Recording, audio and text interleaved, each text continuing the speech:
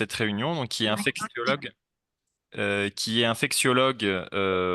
au CHU Sud et qui en même temps préside le CRATB, donc c'est-à-dire le Centre régional en antibiothérapie, qui va nous faire cette présentation sur la coqueluche.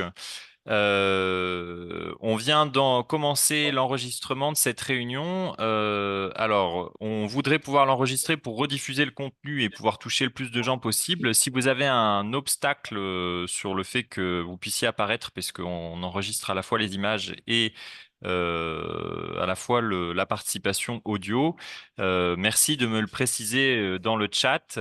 Si j'ai pas d'obstacle, on considérera que vous étiez d'accord et qu'on pourra rediffuser et rendre public cette réunion. Voilà. Du coup, Vincent, je te laisse mettre le PowerPoint ou alors non, bah Rodolphe, en fait, directement, je te laisse mettre le PowerPoint et tu peux commencer 30 minutes. Allons-y. Bonsoir à tous. Bon, moi, je suis d'accord pour enregistrer, ce d'autant que j'ai fait mon brushing. Euh, bon, j'espère que tout le monde est là. Merci de me permettre de vous parler un petit peu coqueluche ce soir. Je vous parle en tant que PH de maladies infectieuses et responsable du Centre régional antibiothérapie. On n'est pas sur un format FAF ce soir, Frédéric. C'est pas Non, on n'est pas sur un format FAF. très bien. Juste, voilà, et donc je vais vous parler un petit peu de la coqueluche et de sa recrudescence récente et, hum, des impacts que ça peut avoir dans votre pratique. Donc, je n'ai pas de conflit d'intérêt en lien avec cette présentation. J'ai des conflits d'intérêt en lien avec le VIH. Alors, je ne sais jamais si je dois mettre oui ou non. Tu me diras, Frédéric, si je devrais corriger ça. Mais en tout cas, pas de conflit d'intérêt en lien avec la coqueluche, à ma connaissance. Je suis désolé, je voulais essayer de faire quelque chose de plus interactif, mais dans un format court comme ça, c'est pas facile, et ce d'autant à distance. Donc, je vous ai fait un petit rappel, quelques petits rappels de prise en charge. Bon, je vais aller vite. Le diapo, moi, je le laisse, aucun problème. Il y a tous les renseignements dedans. Donc, après, il y a quelques grands messages que je vais vous faire passer. Bordetella pertussis, pour information, c'est l'agent de la coqueluche, vous le savez, c'est un BGN. Voilà, il sécrète des toxines, des adhésines, et ça entraîne la nécrose de la muqueuse respiratoire. Il y a un autre qui s'appelle parapertussis. J'ai demandé au microbio, normalement, il est aussi reconnu, ça dépend des kits PCR, mais il est aussi reconnu dans les kits PCR. Il est minoritaire et il fait souvent des formes moins graves. Enlever juste ma vision, masquer la. Voilà. On ne voit pas, mais hop, je vais mettre ça en plus petit. Voilà.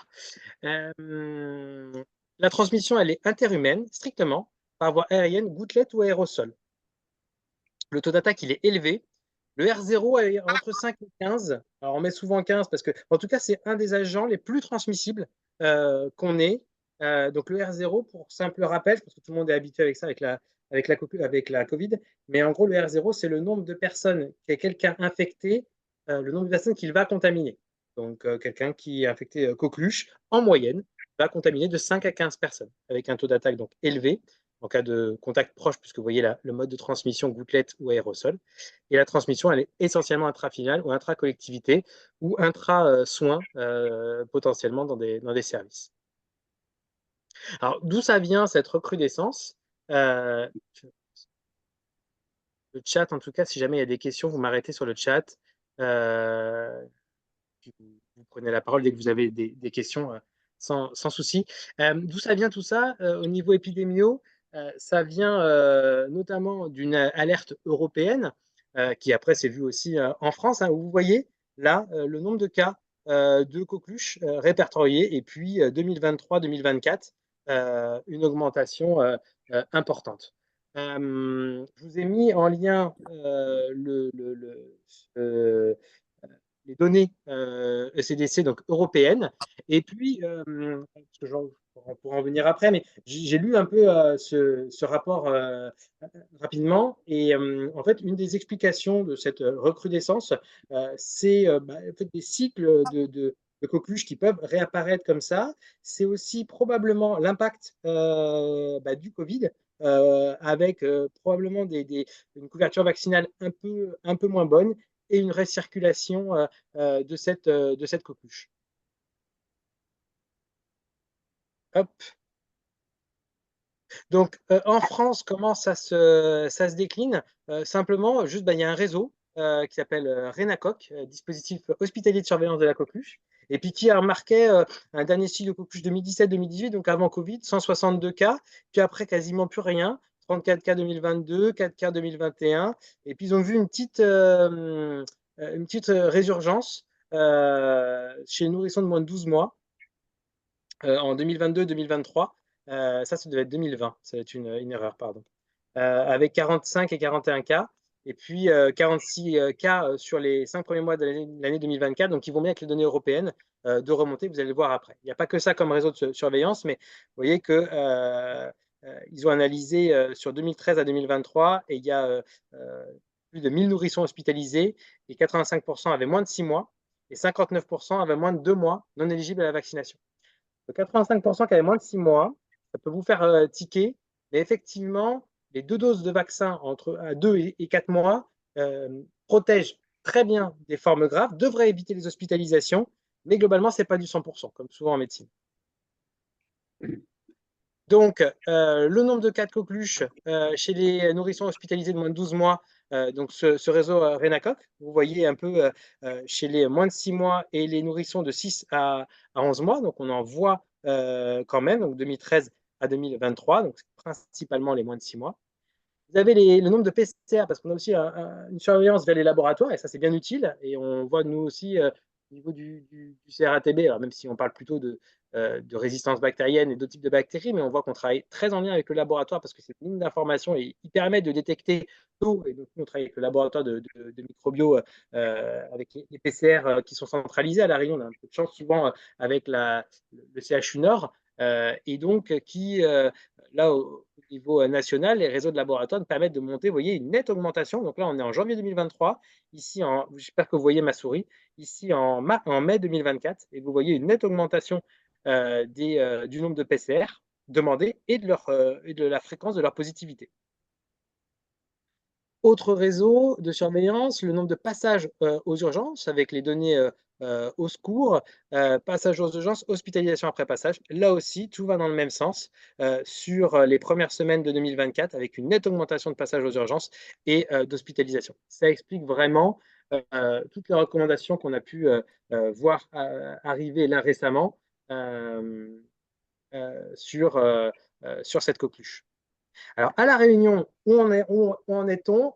Au 29 août, les dernières données que j'ai, c'est 19 signalements qui ont été recensés à l'ARS. Donc, vous voyez qu'on a plus qu'en 2023 où c'était 4, mais ce n'est pas non plus majeur. Ceci étant, comme tout principe d'épidémie, plus on le prend en charge tôt, plus on casse tôt la courbe épidémique, moins on risque d'avoir, entre guillemets, le sommet de l'iceberg qui est souvent visible, c'est-à-dire les hospitalisations en réanimation pédiatrique avec des formes graves, voire même très graves, chez le nouveau-né. Donc, vous voyez que la couverture vaccinale chez l'enfant après 2 mois à La Réunion, elle est assez bonne. On est à plus de 90%. Mais encore une fois, ça ne permet pas forcément de contenir totalement les formes graves si cette maladie circule. Et elle va circuler potentiellement chez les gens moins bien vaccinés. Ça peut être un peu chez l'enfant, mais aussi chez l'adulte. Et donc, une recommandation de rappel de vaccination. Au niveau physiopathe, c'est une toxi-infection. La bactérie produit de nombreux facteurs de virulence, exerçant leur pouvoir pathogène sur l'épithélium.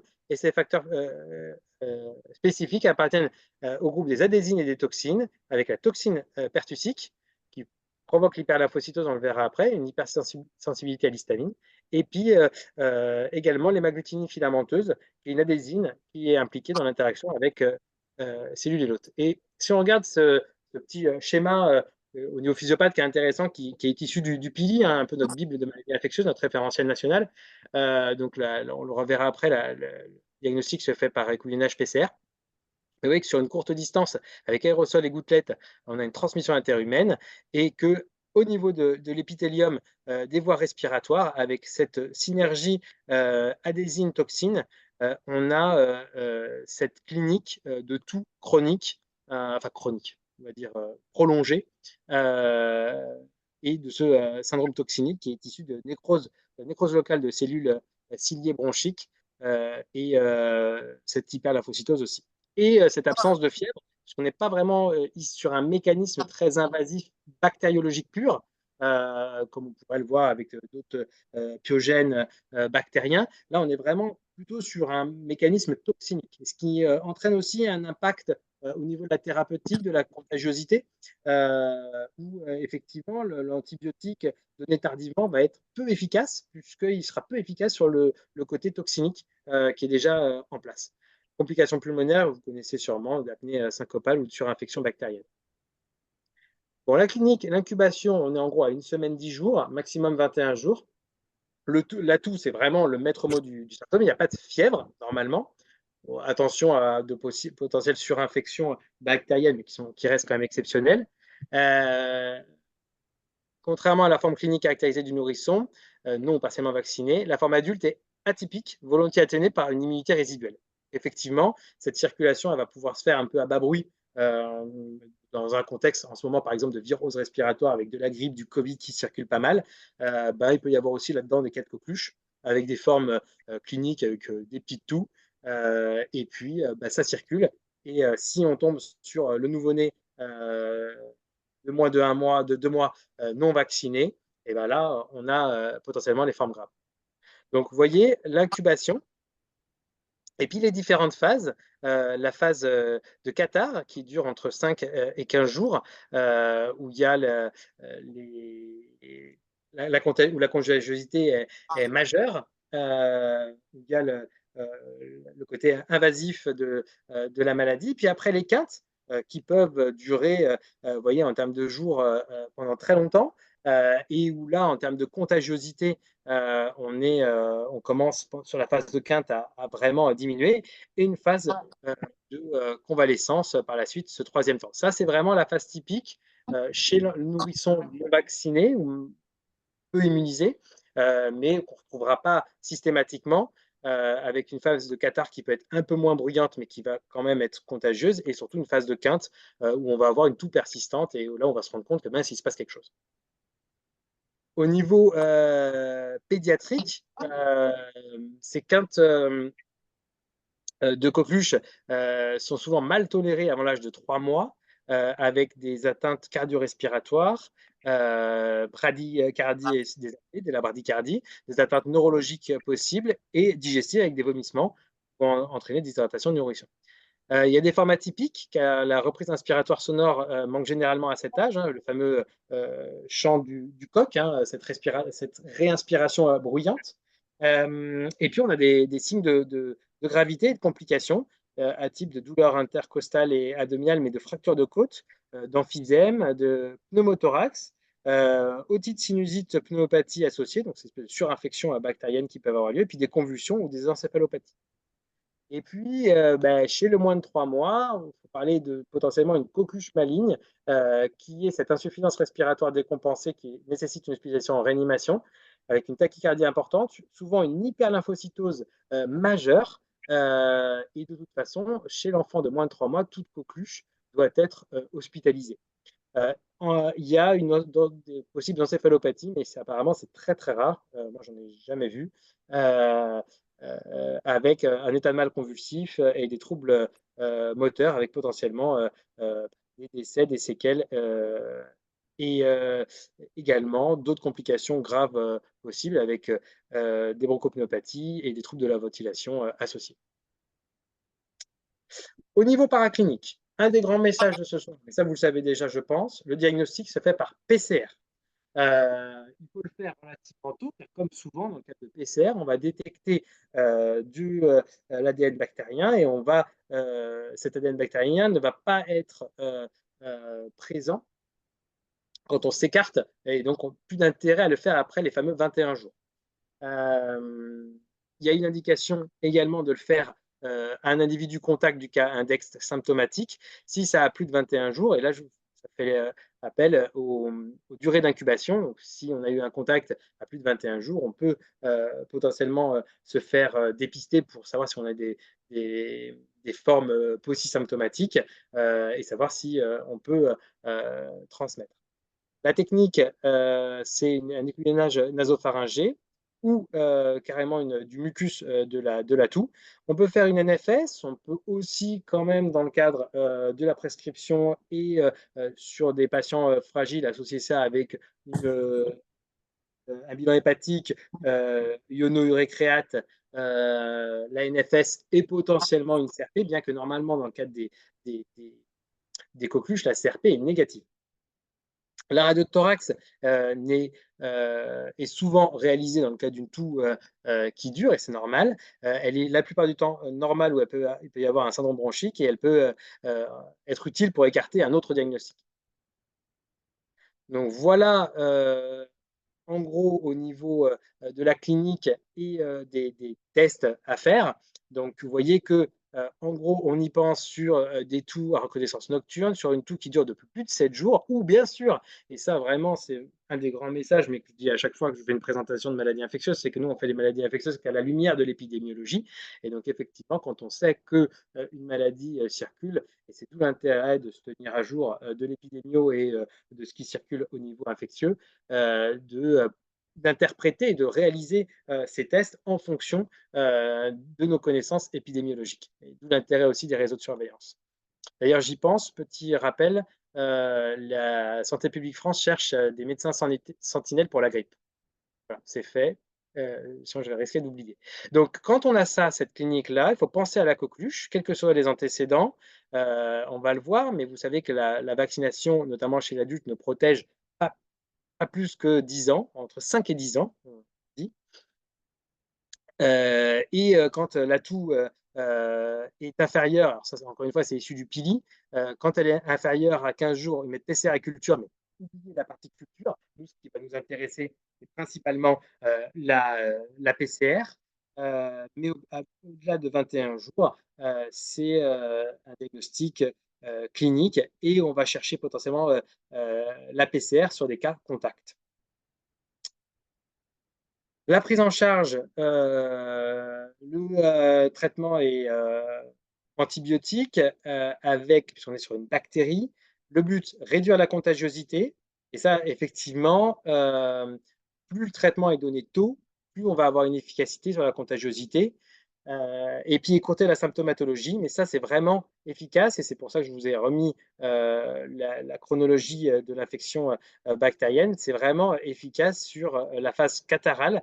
Si on le donne sur la phase après de quinte, ça n'a plus d'efficacité en termes de réduction du traitement antibiotique pour réduire la symptomatologie. Éviter bien sûr le contact avec les nourrissons et ceux de moins de 6 mois, si vous avez quelqu'un qui est positif. Mesures barrières toujours, dans le cas de transmission gouttelette ou aérienne, lavage des mains, port du masque, éviction scolaire, et je vais y revenir.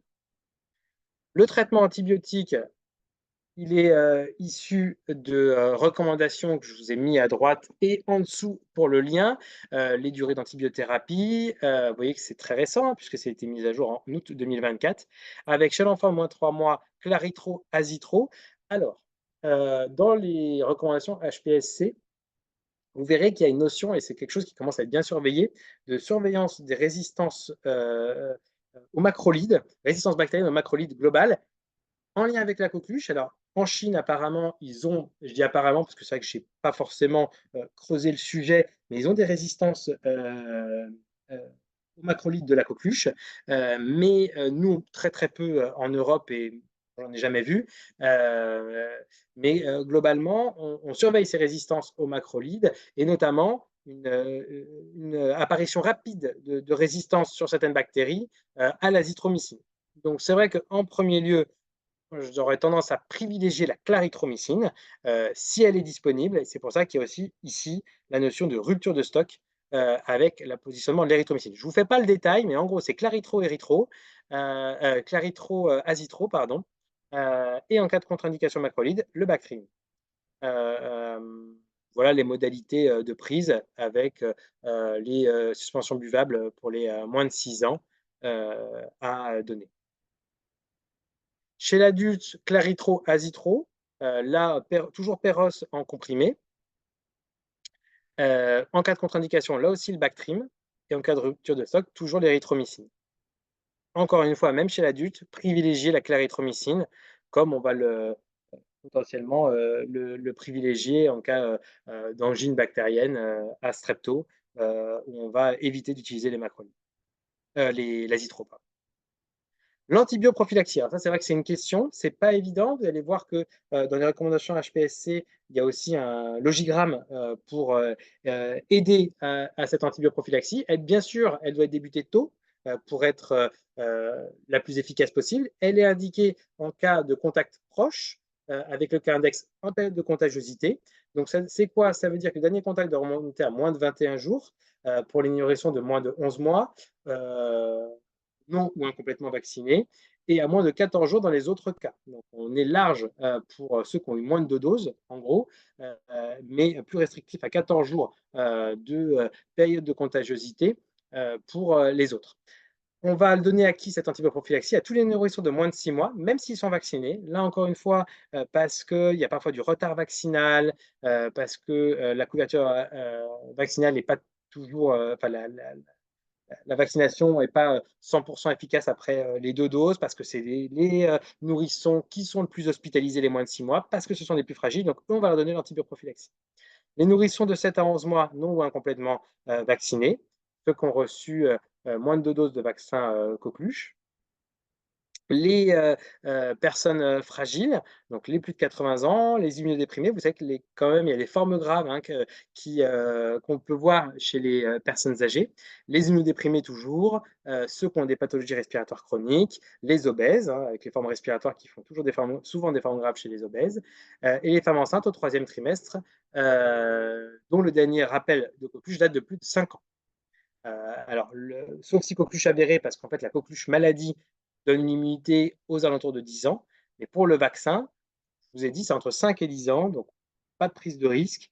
Si le vaccin date de plus de 5 ans, il faut vacciner, d'où ce rappel de revacciner autour de la femme enceinte et de revacciner la femme enceinte entre 20 et 36 semaines d'aménorrhée.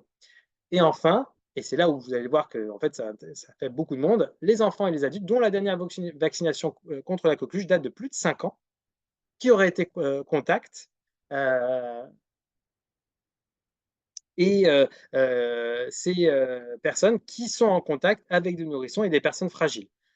Là, je vous fais le lien avec tous les soignants qui potentiellement sont en contact avec des plus de 80 ans ou des immunodéprimés, doivent avoir une vaccination de moins de 5 jours, sinon, en cas de contact, et ça, pas plus tard que vendredi dernier, j'ai déjà eu le premier mail venant de la médecine du travail disant qu'il y a une sage-femme qui a été cas contact coqueluche au CHU Sud. Et qu'est-ce qu'on fait de tous les patients? Elle n'était pas vaccinée, en tout cas moins de 5 ans. Et qu'est-ce qu'on fait de tous les, de tous les cas autour?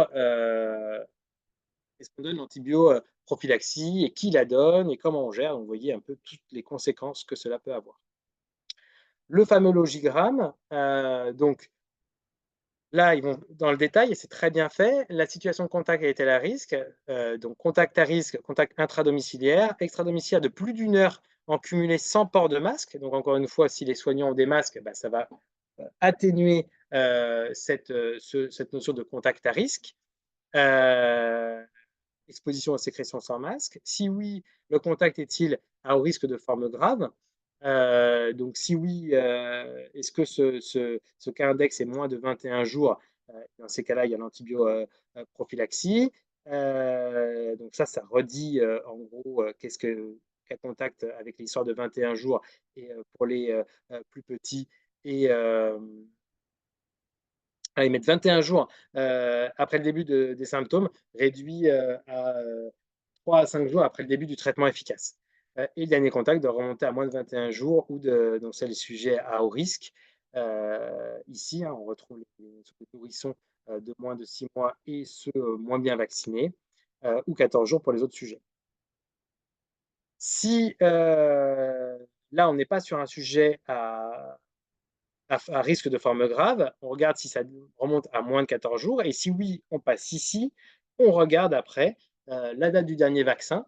Et si ça remonte de moins de 5 ans, pas d'antibioprophylaxie. Mais si il y a plus de 5 ans, ben on va se poser la question si le contact, c'est une femme enceinte, s'il a lui-même contact avec des sujets à haut risque. Donc ça, c'est tous les soignants.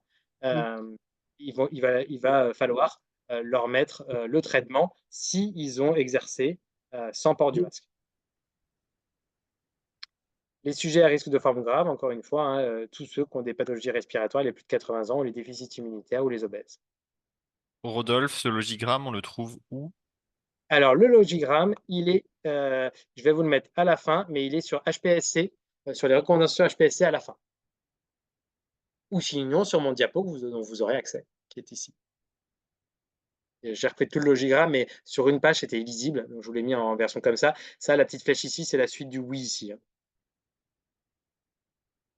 Alors désolé, je vais peut-être un petit peu vite, hein, mais j'essaye de rester dans le timing, parce que c'est vrai que c'est un format court, donc c'est un petit peu un concentré de données à intégrer sur 30 minutes, mais après, on pourra revoir avec vos questions.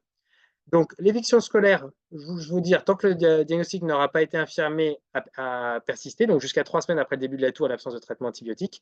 Et si le diagnostic est confirmé, pas de scolarisation avant, alors 3 jours s'ils mettent l'azitro, 5 jours si on met un autre traitement. Globalement, retenez 5 jours, parce que je n'ai pas forcément envie qu'on positionne l'azitro en première intention, vous l'avez compris. Donc, je vous ai mis stricto sensus les recommandations HAS, et retenez plutôt 5 jours d'éviction scolaire. Pour les professionnels de santé, ça c'est important, la coqueluche n'est pas une maladie à déclaration obligatoire. Toutefois, si vous avez des cas groupés, il faut quand même en référer à l'ARS. Vous avez des cas familiaux pour aider notamment l'information autour du cas. Le diagnostic, encore une fois, se fait sur PCR. Et cette PCR, et c'est pour ça que je l'ai laissée, est prise en charge par l'assurance maladie. Je crois qu'il y a une difficulté, mais ça, on pourra creuser, Frédéric, avec nos collègues microbiologistes. Euh, euh, je crois qu'il y a une difficulté sur la prise en charge des cultures. D'où le fait que je vous ai dit d'oublier les cultures. Et peut-être que pour des demandes hospitalières, on fera la culture, mais en ville, globalement, déjà la PCR, ce sera déjà très très bien. Là, je vous ai remis encore ce petit diagramme de prise en charge, donc qui vous parle en gros, la suspicion de coqueluche et vaccination de plus de 5 ans. Si on a une toux qui dure ou une notion de comptage, durée de la toux, moins de 21 jours PCR, PCR positive, les mesures avec la claritro, l'antibioprophylaxie des contacts, les mesures barrières, le port du masque, les diagnostics différentiels potentiels, je passe vite, et plus de 21 jours, la clinique. Pas d'antibioprophylaxie, mais attention à quand même regarder autour des potentiels cas contacts. Le traitement, bah, vous le savez, le meilleur traitement, enfin celui que je rabâche à longueur de temps quand je fais des formations, parce que c'est souvent la réponse en maladie infectieuse, c'est la vaccination. Je vous ai mis le calendrier vaccinal classique avec les rappels à faire 2, 4, 11 mois pour diphtérie, tétanos, polio, puis l'hexavalent pour les plus jeunes, mais avec le rappel à 6 ans, 11, 13 ans, puis après 25, 45, 65, puis tous les 10 ans. Si vous vous posez la question ici de faire, et vous voyez c'est écrit à 45 ans, juste diphtérie, tétanos, polio, rappelez-vous que quand on a été mis en place ce 25, 45, 65, il y avait aussi la stratégie cocooning, que l'on rappelle, qui était la vaccination notamment coqueluche autour de la femme enceinte et de son entourage. On avait toujours eu du mal à recommander la vaccination, ça y est, c'est fait et c'est une bonne chose, à vacciner les femmes enceintes, parce que toutes les recommandations autour des femmes enceintes, on est assez frileux. Mais on se rend compte que vacciner entre la 20 et la 36e semaine permet la transmission d'anticorps à l'enfant et a tout son intérêt pour protéger les plus petits. D'où cette recommandation vaccinale à l'heure actuelle. En tout cas, si vous vous posiez la question à 45 ans de faire que diphtérie, tétanos, polio ou faire diphtérie, tétanos, polio, coqueluche, eh ben, le Révaxis va disparaître. Donc, diphtérie, tétanos, polio, normalement, ne va plus exister, si je ne dis pas de bêtises. Et donc, plus trop de questions, ce sera soit le Boostrix, soit le Repevax qui intègre la valence coqueluche. Ici, c'est le tétra, il n'y a pas les mêmes dosages. Donc, ces recommandations vaccinales, vous voyez, très récentes, que je vous ai transmises sur les chaînes WhatsApp ou vous avez dû recevoir par mail. Vacciner les femmes enceintes à partir du deuxième trimestre de grossesse, la période 20 à 36 semaines d'aménorrhée pour protéger le nouveau-né. L'entourage proche des nouveau-nés et des nourrissons de moins de 6 mois dans la stratégie cocooning, si la dernière vaccination date de plus de 5 ans. La vaccination dès 8 semaines, comme cela est recommandé, que la mère ait été vaccinée ou non. Alors, encore une fois, ce n'est pas parce que la mère a été vacciné entre 20 et 36, qu'on ne va pas faire les recommandations vaccinales classiques. Et puis, ben, les professionnels de santé, hein, comme d'habitude, souvent exposés, doivent avoir une vaccination de moins de 5 ans à jour. Et enfin, les messages clés: maladie bactérienne hautement contagieuse des voies aériennes, qui potentiellement est grave chez le moins de 6 mois et encore plus chez le moins de 3 mois. Vaccination coqueluche, ça induit qu'une immunité naturelle, donc pour la maladie de 10 à 15 ans, mais retenez plutôt 10 ans, et pour la vaccination de 5 à 10 ans, moi j'avais appris dans mon début de vaccino aux alentours de 7 ans, mais je pense que ça fluctue et c'est très difficile, ça va fluctuer en fonction de la réponse immunitaire qui est variable en fonction de chaque individu. Et les anticorps maternels protègent, s'ils ont été faits pendant la grossesse, entre 20 et 36 semaines, ça protège le nourrisson. Vous avez ici tous les liens utiles et notamment les recommandations HPSC pour retrouver le logigramme. Et je vous remercie pour votre attention. Le petit QR code avec du CRATB, avec potentiellement l'abonnement à la chaîne WhatsApp si vous le désirez. Ça ne sonne pas, hein, ça vous permet juste d'aller voir les dernières recommandations. Ce n'est pas trop intrusif pour information, et aussi notre site internet. Et je suis à votre disposition pour répondre à vos questions. Et je pense que j'ai à peu près respecté le timing, hein. Merci Rodolphe, c'est parfait. C'était 20h06 le début, 20h36 la fin. C'est très bien. Donc, je vous invite à poser les questions dans le chat à tous. Je rappelle pour ceux qui nous ont rejoints que la session est enregistrée et que sans opposition de votre part dans le chat, nous pourrons mettre à disposition du coup du public sur le site du Collège des généralistes enseignants et sur le site du Centre régional en antibiothérapie le contenu de cette présentation qui a été faite par Rodolphe. Donc, première question, Rodolphe, existe-t-il un vaccin coqueluche non combiné? Alors, il y avait mais je vais vous regarder ça en live. Ça existait à l'heure actuelle. En France, ça n'existe plus. Pour vous répondre. Il y avait un vaccin vivant qui était potentiellement disponible, un peu plus immunogène, mais qui, à mon sens, n'est plus commercialisé. Je vais vous regarder la réponse de suite. Et vous allez voir en plus comme ça où est-ce que je vais chercher quand j'ai une question vaccination, ce qui est relativement intéressant. Mesvaccins.net, ici, les vaccins disponibles, c'est hyper bien fait, par maladie, ici. Vous voyez encore mon écran ou pas?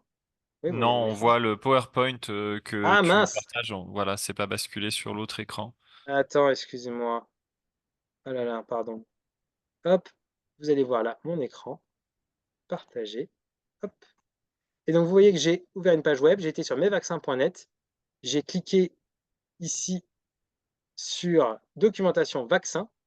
J'arrive ici, recherche par maladie, rechercher une maladie, coqueluche, hop, et ils vous disent tous les vaccins qui ont la valence coqueluche. À l'heure actuelle, la plupart disponibles, avec, vous voyez, des tensions d'approvisionnement. Le Tetravac, donc tout ce qui est pour l'enfant.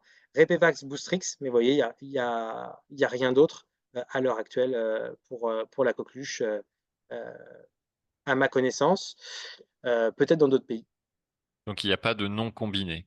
Non. En combien de temps on a le résultat de la PCR? Alors, une technique PCR, si vous étiez à côté de la machine, globalement, en 3-4 heures, ça sort. On a parfois même des mécanismes, enfin des machines encore plus rapides, mais globalement, ça dépend des séries. À l'heure actuelle, on a quand même des laboratoires qui ont des techniques PCR qui tournent rapidement. Je pense que vous pouvez espérer avoir le résultat en moins de 48 heures. Alors, moi, j'ai fait des PCR coqueluches, mais on m'a dit une semaine hein, à la montagne, chez Ah, Cerballiance. bah Mais écoute, voilà, peut-être qu'ils envoient ça en métropole, je sais pas. alors, je Euh, sais que certains, notamment Cerba, effectivement, envoient Métropole. D'autres labos envoient peut-être au CHU. En tout cas, c'est un sujet qu'on pourra faire remonter parce que bah, ça fait partie de ça aussi, hein, d'avoir moi aussi votre retour d'expérience. Parce qu'encore une fois, moi, des coqueluches, j'en vois pas des caisses. Vous voyez que c'est principalement une pathologie qui est vue, en tout cas, nous, à l'heure actuelle, par nos collègues pédiatres. Euh, et globalement, avoir votre retour d'expérience, c'est très intéressant également. Donc, on fera remonter cette info et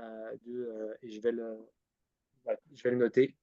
Ouais, donc a priori, il y en a plusieurs qui. Enfin, il y a au moins une autre personne qui dit que les labos ont dit que c'était envoyé en métropole et qu'il y en avait pour une semaine, Rodolphe. C'est quelque chose qu'on pourra peut-être améliorer, je pense, euh, dans le cadre de la de la circulation potentielle. Alors, vous voyez qu'à La Réunion, c'est pas non plus énorme le nombre de cas recensés, mais globalement, encore une fois, l'objectif d'être assez présent sur la pathologie, on va dire, et d'en communiquer autour, c'est, vous l'avez compris, de revoir la politique vaccinale, notamment de la femme enceinte principalement, et que toutes les femmes enceintes soient bien vaccinées. Au-delà de ça, nous, ça nous a permis aussi de revoir la politique des masques, parce que ça rejoint les circulations de grippe Covid, pour lequel la recommandation vaccinale est toujours en cours pour la grippe à La Réunion, pour info. Et donc, le port du masque est toujours intéressant pour éviter de la transmission. Mais vous voyez, l'idée, c'est de ne pas se laisser envahir par cette pathologie qui, encore une fois, est dramatique pour les moins de 2 mois. Et on sait très bien que toutes les femmes enceintes ne vont pas se faire vacciner. Donc, tous les moins de 2 mois ne seront pas couverts. Et donc, encore une fois, si ça circule, globalement, il y aura forcément des drames et c'est ce qu'on veut éviter. Et donc, on rappelle aussi que la PCR, c'est la PCR nasopharyngée, hein, Oui, ou sur crachat. ou sur crachat. Pourquoi ne pas refaire le DTPC, donc diphtérie, tétanos, polio, coqueluche, tous les 10 ans, c'est-à-dire y compris à 35 et 55 ans? Alors, j'ai pas totalement la réponse à cette question.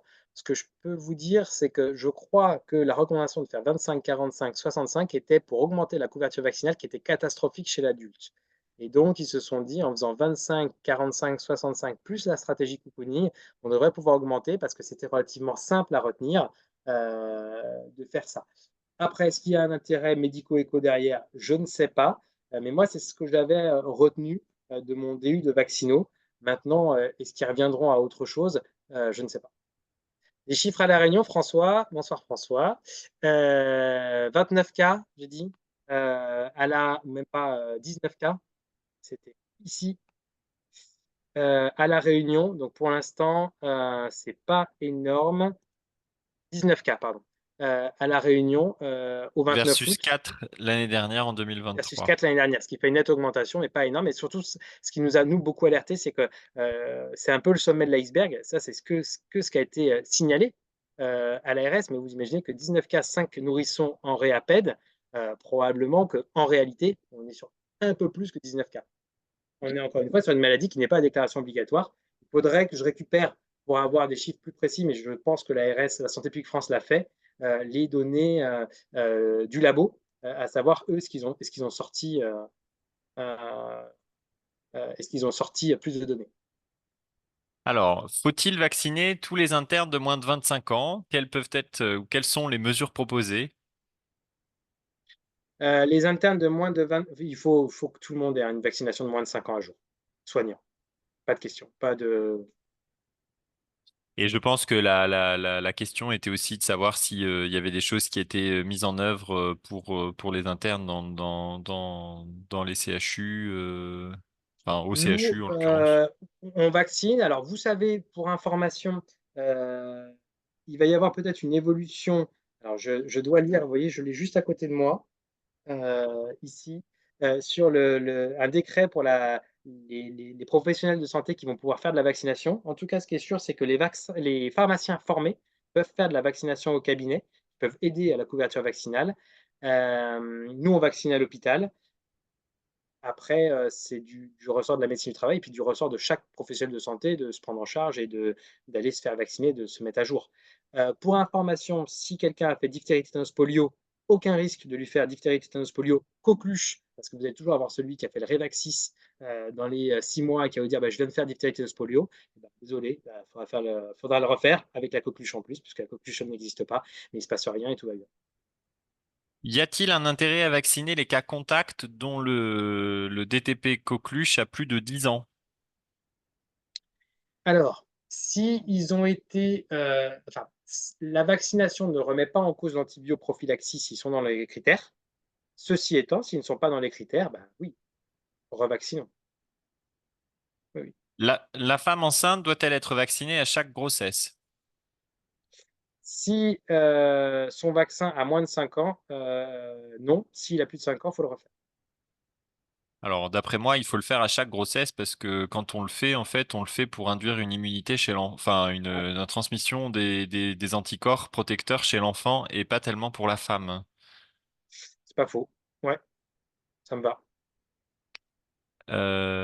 Moi, je dirais plutôt oui, mais du coup, je.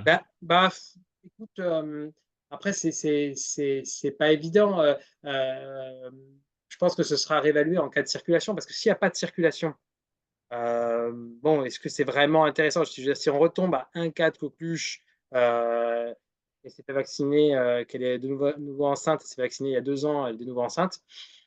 Voilà, mais effectivement, je pense que si on est sur une phase de circulation active, tu as tout à fait raison, pour vacciner.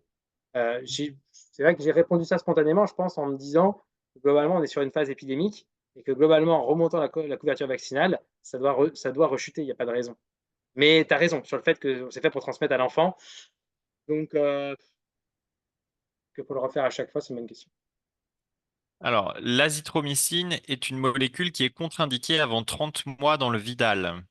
J'imagine que la question, du coup, qui est derrière, c'est est-ce qu'on peut quand même le mettre? Est-ce que il faut avant 30 mois? Qu'est-ce qu'on fait? Le Ou est-ce que- Vidal est souvent hyper parce que c'est un référence enfin, regardez le Vidal, parfois notamment pour la fonction rénale, c'est souvent, le Vidal ne sort que, des choses venant d'études, heu souvent est très protecteur donc si des recommandations disent, Claritro ou Azitro, recommandations HAS, je pense qu'on peut y aller. Mais effectivement, j'ai pas creusé, j'avais pas vu ça dans le Vidal, mais je sais que souvent le Vidal, nous, en termes de posologie et de contre-indications, de temps en temps, ils sont un petit peu trop larges ou en tout cas pour les posologies, un peu trop faibles de temps en temps. Alors, du coup, il y a une question en deux parties. Les labos, ils disent que c'est envoyé en métropole en une semaine, et du coup, la question, c'est en attendant le résultat, si on a une forte suspicion clinique, est-ce qu'on doit traiter?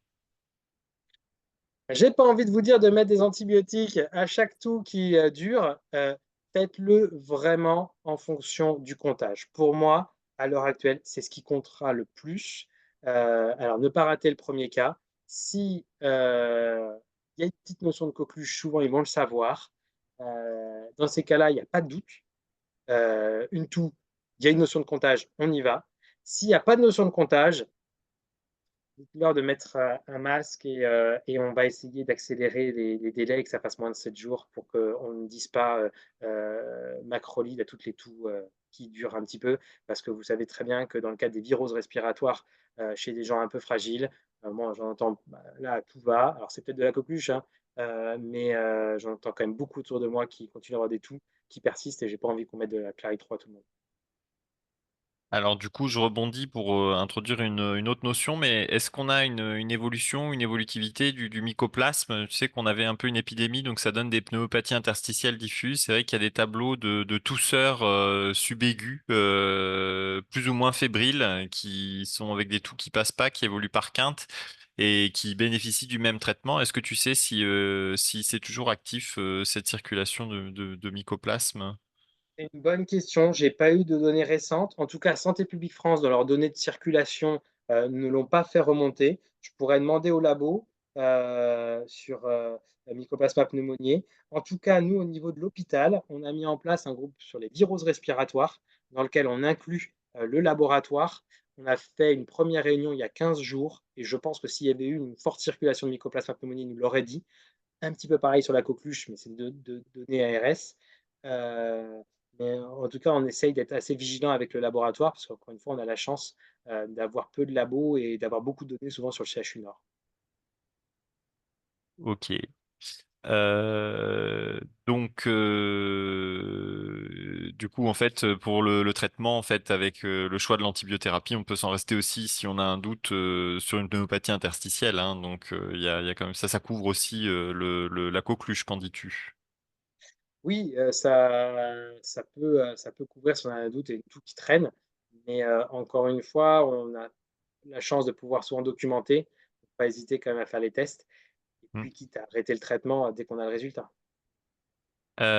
Du coup, il y a une demande autour de la cartographie sur les 19 cas. Est-ce qu'on sait dans quelle ville ils sont, se concentrent les cas, ou est-ce qu'il y a des foyers localisés pour les 19 cas de coqueluche? J'ai pas l'info. J'ai pas l'info, mais je le note, de pouvoir mettre sur le groupe, où sont ces 19 cas. Actuellement, on a beaucoup de toux traînantes supérieures à 7 jours. Vu le contexte Ouais. épidémique de virose, faut-il tester largement devant les toux traînantes en prescrivant des PCR coqueluches? Alors, n'oublions pas quand même la clinique, hein, parce qu'on est quand même des cliniciens. Il y a tout et tout. C'est vrai que les toux quinteuses, heu, en espérant quand même si vous avez vu qu'avec l'immunité, on peut avoir des formes frustres, les toux quinteuses, aucun doute, il faut le faire. Plus de 7 jours, toux quinteuse, vous le faites.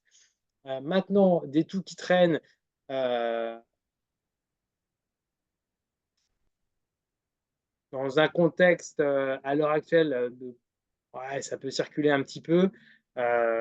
Vous pouvez en faire de temps en temps, mais si vous faites, plus de 3-4 demandes par jour, voilà, c'est que sûrement, c'est un peu trop large. Vous ayez un patient de temps en temps et vous dites: «Ah ouais, lui, quand même, je vais le tester». Pensez à la notion d'exposition, aux soignants, hem, aux gens qui ont des enfants en bas âge, où il peut y avoir vraiment un intérêt pour la thérapeutique ou qui sont en contact. Il y a ça aussi, hein, de tester, ça peut être un des arguments de mettre le test, c'est de se dire: «Ah, il a quand même dans son entourage des enfants en bas âge, à la maison autour de lui», c'est-à-dire l'atout qui traîne, de l'assistante maternelle. Ah oui, je vais lui faire la PCR coqueluche. Parce que si jamais c'est positif, c'est bingo, faut faire gaffe. Bon, l'atout qui traîne, du, papinou, globalement qui est un peu isolé, je sais pas si je vais aller chercher la coqueluche. Alors, une remarque, dans l'hypothèse où la PCR coqueluche serait positive et qu'on aurait dépassé la cathare, il serait difficile de ne pas mettre d'antibiotiques. Pourquoi? Je ne sais pas. C'est voilà le message. Je pense que du coup l'idée c'est si le résultat est positif mais qu'on a dépassé le stade où traiter c'est utile, ce serait peut-être difficile de se restreindre et de ne pas traiter. Bah, vous pouvez toujours expliquer au malade qu'il a plus de risques, de faire, des formes, heu, en tout cas des complications en lien avec l'antibiothérapie, que, on va abîmer son microbiote, digestif, potentiellement, bien que les macrolides, c'est pas les plus pourvoyeurs de résistance bactérienne, mais que globalement, il peut faire des réactions graves, au traitement, qu'on va abîmer son microbiote, digestif et que, en l'état, on n'espère aucune amélioration clinique de son état, parce que, en expliquant le mécanisme toxinique, avec des toxines qui sont déjà là et le fait que l'antibiothérapie ne va avoir aucune efficacité sur la toxine. Donc, bien sûr, vous allez avoir des patients qui seront peut-être pas en état de tout bien comprendre, mais globalement, dans la mesure du possible, il faut essayer d'expliquer, du pourquoi vous ne mettez pas d'antibiotiques et ça marche pour la coqueluche, mais pour tout. Y a-t-il un délai à respecter entre un comptage et une mise à jour vaccinale? Alors, non, parce que, quand bien même, il développerait, la coqueluche, alors c'est sûr que si on le vaccine, heu, encore une fois, la vaccination ne remplisse pas l'antibioprophylaxie s'il est dans les indications, mais sinon, le fait de le vacciner, ça ne pourra qu'induire un peu une immunité et diminuer la maladie, si jamais il était en phase d'incubation, bien que quand même, le temps de faire un peu les anticorps, ça changera pas grand-chose, mais en tout cas, aucun risque. Alors, peut-on être contagieux alors qu'on est vacciné? Eh ben, comme souvent, c'est une bonne question. Je le dis et je le répète, la vaccination est un atténuateur d'impact. Vous savez qu'en médecine, on est rarement sur les 100%. Il faut expliquer, réexpliquer, réexpliquer aux patients pourquoi, même si on aimerait qu'avec la vaccination, ce soit du 100%. Alors, avec certaines maladies, c'est vrai que le risque de transmettre est très, très faible quand on est vacciné, mais avec d'autres, type la coqueluche, mais également la grippe, le Covid, euh, on peut, potentiellement transmettre malgré la vaccination, bien que, ce risque de transmission soit nettement diminué. Encore une fois, la vaccination est un atténuateur d'impact, ça diminue le risque de transmission, c'est pas du 100, mais globalement, on a une immunité, la bactérie ou le virus se réplique moins et on transmet moins. Ça, on peut l'expliquer avec un beau petit schéma, c'est assez simple et ça permet aux gens, d'éviter cette croyance de dire: «Je suis vacciné, je ne peux pas être malade». Ce n'est pas comme ça que ça fonctionne, en tout cas pas pour la vaccination grippe Covid et même si ça protège bien mieux, pas non plus à 100 pour la vaccination coqueluche. Donc il y a une étude là qui montrent qu'après, ça évite le risque d'hospitalisation. Parce que c'est ça ce que l'on cherche, mais dans la dernière étude sur la vaccination dingue, bah, ce qu'on essaye de montrer, c'est la réduction du risque d'hospitalisation. Donc encore une fois, on ne regarde pas s'il n'y a pas de symptômes ou des symptômes, mais on regarde s'il y a surtout moins de formes graves. Et dans le cadre de la vaccination coqueluche, après la deuxième dose, on évite de 80% le risque d'hospitalisation, mais ça n'empêche pas des formes symptomatiques. Y a-t-il un risque avec les traitements cortico-inhalés chez les asthmatiques qui seraient coqueluche positifs? C'est-à-dire que le patient, il est asthmatique, on prend ça pour de l'asthme, on met des corticos inhalés et en fait, Ouais. finalement, c'est une coqueluche. J'ai pas de notion, que les gens qui sont, alors les asthmatiques, oui, mais j'ai pas de notion que la corticothérapie inhalée augmente le risque de formes, graves. Mais d'un autre côté, s'ils ont une corticothérapie inhalée, c'est qu'ils sont asthmatiques et chez les asthmatiques, il y a plus de formes sévères. Donc je sais pas quelle est la question, mais en tout cas, oui, c'est des patients plus fragiles. Ok. Alors, quel est le taux d'efficacité du vaccin de la coqueluche? Alors, il va toujours cette vaccination va fluctuer, en fonction de la réponse immunitaire et qui dépend de chaque, personne. Mais globalement, sur une bonne couverture, enfin, sur un vaccin, à jour, on est à plus de 90 d'efficacité vaccinale. Alors ça dépend qu'est-ce qu'on appelle efficacité vaccinale, hein. Est-ce que c'est éviter les symptômes? C'est éviter les hospitalisations? C'est éviter la transmission? Oui, efficacité vaccinale, après, il faut savoir ce qu'on y met derrière. Ok, donc n'hésitez pas à poser vos questions. Du coup, je vais en profiter juste. On a préparé un petit questionnaire pour voir donc, si vous pouvez prendre votre téléphone et scanner le QR code que voici pour Ouais, évaluer cette formation et notre formateur et nous dire si on est sur la bonne voie de vous proposer ce type de formation. Allez-y.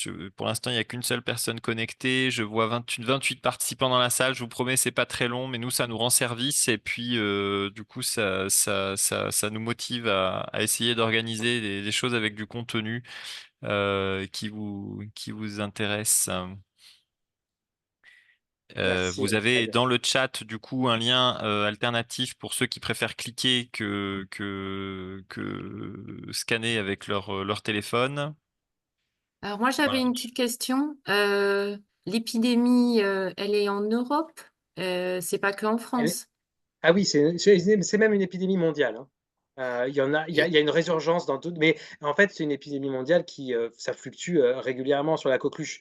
Donc en tout cas, moi les données, mais j'ai regardé dans les données, dans le rapport européen, ils mettent qu'il y a une circulation active dans d'autres pays, mais globalement, en tout cas en Europe, c'est bien montré avec le schéma que je vous ai mis, hein, c'est une nette augmentation.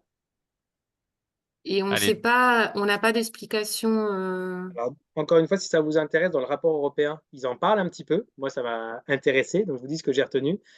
Ils mettent que globalement, probablement, il y a eu une couverture vaccinale, probablement un peu moins bonne, potentiellement en lien avec, le covid, et des programmes vaccinaux qui n'ont pas été complets, qui n'ont pas été, donc pour moi, c'est une des explications qui semble un petit peu logique.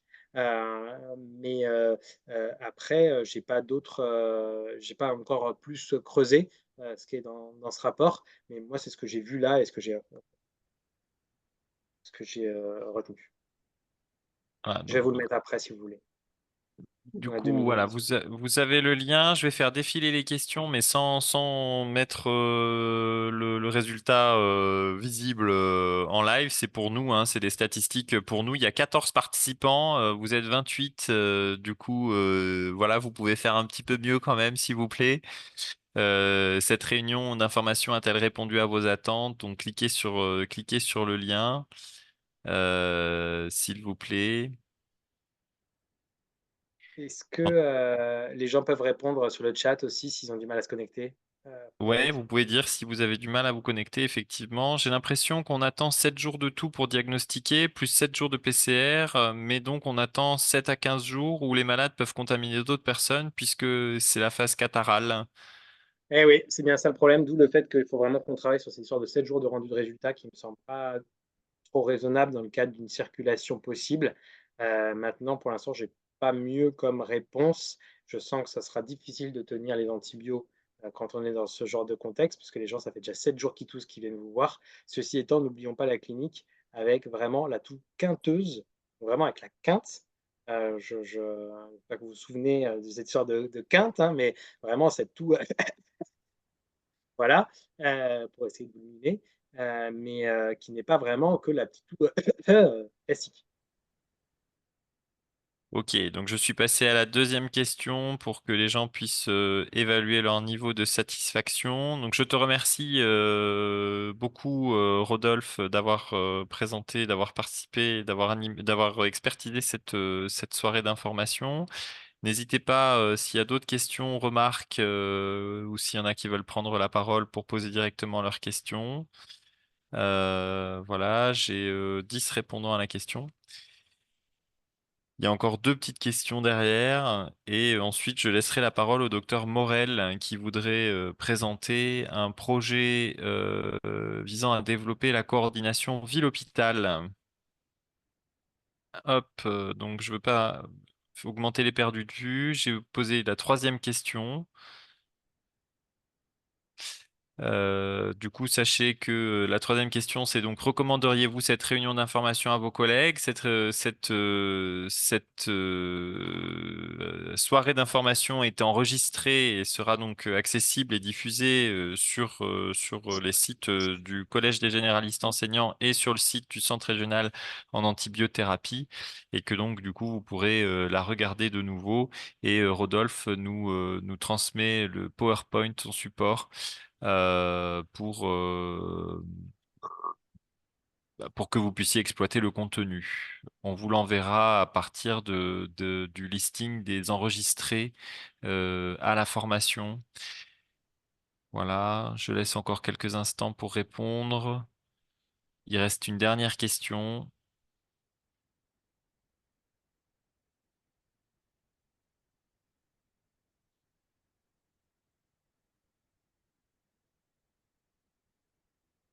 Voilà. Est-ce que vous avez des suggestions ou des commentaires libres? Ah ben, je vois qu'il y a plusieurs réponses qui bougent. Ok. S'il n'y a plus de questions, et ben du coup, docteur Morel, dont je ne connais pas le prénom, je te laisse Hem, la parole. Ah, je me pardon, mets juste, Rodolphe. 30 secondes, 2 petits trucs pour vous montrer si jamais vous voulez un petit, complément. Je partage juste mon écran. Le rapport, européen, je vous ai mis le lien dans le diapo. Vous voyez l'interprétation des datas, oui, ils mettent que la coqueluche a des résurgences, chaque, 3-5 ans. Heu en Europe et au niveau, mondial, ils disent que, globalement, heu, il y avait moins de circulation, probablement, pendant la Covid-19, combiné avec une vaccination sous-optimale et donc une diminution d'immunité via une moindre circulation et cette vaccination sous-optimale, d'où la résurgence. Et également, je vous montre, simplement ce petit, sur Infovac, je pense que je vous ai mis le lien aussi. Il y avait eu une foire aux questions Coqueluche juin 2024. Alors ce qui est bien dans les foires aux questions, c'est que c'est vraiment souvent les questions qu'on se pose. Donc c'est 2024 avec un expert qui répond et donc il y a plein de questions, alors je voulais vous les montrer si jamais il n'y avait pas eu spontanément des questions, mais comme vous en avez eu pas mal et puis il y a des choses qu'on a déjà, dites. Mais si vous avez des questions un petit peu, spécifiques, souvent, oui, il y a quand même pas mal de questions qui ont été prises, qui ont été, en tout cas posées et les réponses donc avec les prémas, une auxiliaire, enfin plein de cas cliniques, heu l'efficacité, vous voyez, de la transmission, heu, puis plein de questions qui sont vraiment très intéressantes, donc c'est très bien fait. Je vous invite vraiment, si vous voulez en savoir plus, à lire ça parce que c'est très pratique. Voilà.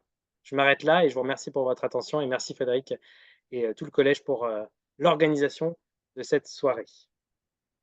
Merci beaucoup. Voilà, donc il est 21h04. Donc ceux qui veulent, donc cette soirée d'information sur la coqueluche est terminée. Ceux qui veulent rester pour la présentation du projet de coordination ville-hôpital peuvent rester quelques minutes. Donc je pense, Vincent, tu peux couper l'enregistrement.